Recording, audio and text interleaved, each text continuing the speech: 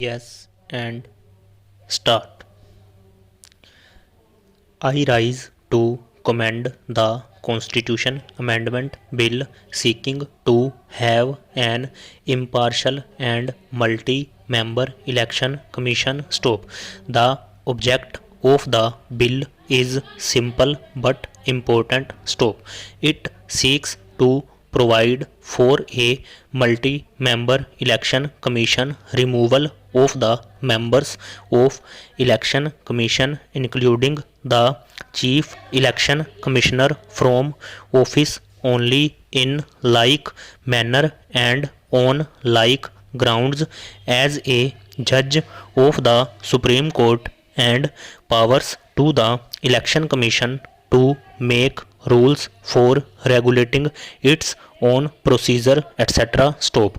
The present position under Article 324 of the Constitution is that the superintendent's direction and control of the preparation of the electoral rolls for and the conduct of all elections to parliament and to the state legislature and of the offices of the state legislature and of the offices of the president and vice president are vested in the election commission.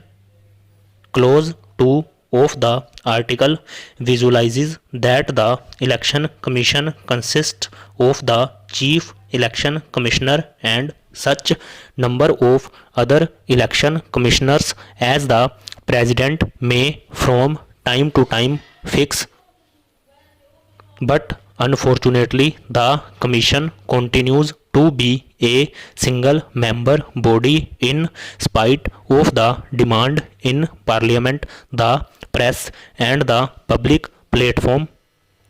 The chief election commissioner, the words election commissioners are incorrect, is the sole authority in all matters pertaining to preparation of the electoral rolls and conduct of election of the president, the vice president and members of parliament and of state legislatures. In this largest democratic electoral system in the world, the entrustment of one single individual with this task, which has a great bearing on the functioning of a democratic institutions, is not desirable. What are the duties and functions entrusted to the election commission? Under the Constitution and the law, the functions of the Chief Election Commissioner are: he superintends, directs, and controls elections to Parliament, the state legislature, and to the offices of the President and Vice President. He is also responsible for preparation and revision of electoral rolls for all these elections. It is his duty to see that the electoral rolls are kept up to date at all times. He is required to superintend elections to fill casual vacancies in parliament and state legislatures.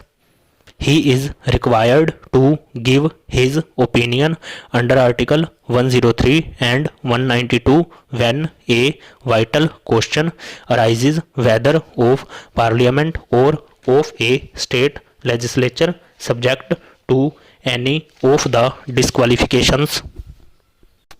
The Chief Election Commissioner also directs and controls the preparation of electoral rolls of states as well as the union territories and settles the program of work for them, orders the holding of by-elections to fill up casual vacancies. He supervises the work of the chief electoral officers in state and union territories regarding elections. He examines the reports submitted by the electoral officers regarding filing of accounts of election expenses by contesting candidates and disqualifications of defaulting candidates.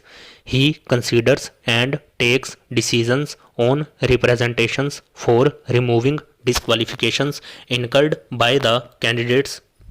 He hears cases relating to recognition of political parties and allotment of symbols. He prepares the reports on general election and performs certain duties required under the Representation of the People's Act 1950 and 1951 and the rules made thereunder.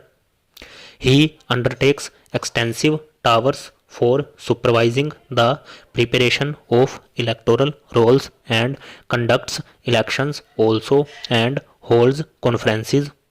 He also attends to administrative and financial matters pertaining to the Commission's organization and its functions.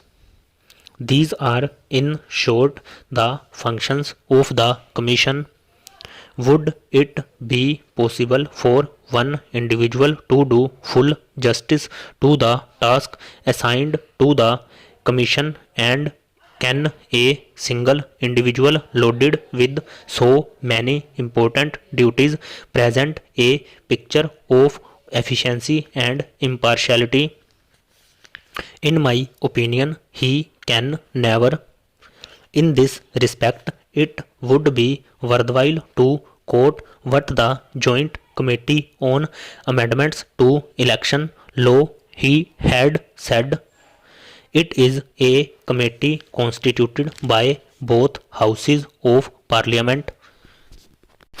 It says that in order that elections based on adult suffrage in the country may be free and fair, it is essential that the election work should be spread and done throughout the length and breadth of the country, and that even in the remotest villages this work should be done in a manner so as to inspire the confidence of the people. The election machinery should be such that it may function effectively in every village, town, and city in an independent, impartial, and fair manner. Gradually, elections have ceased to be a 5 years affair but are held, if not every year, at least in every alternate year in some part or other of our vast country. The elections have therefore become a continuing process entailing enormous work on the Election Commission. The immensity of the task of the Election Commission and the complexities of the duties it is called upon to discharge are too obvious and do not require any elaboration.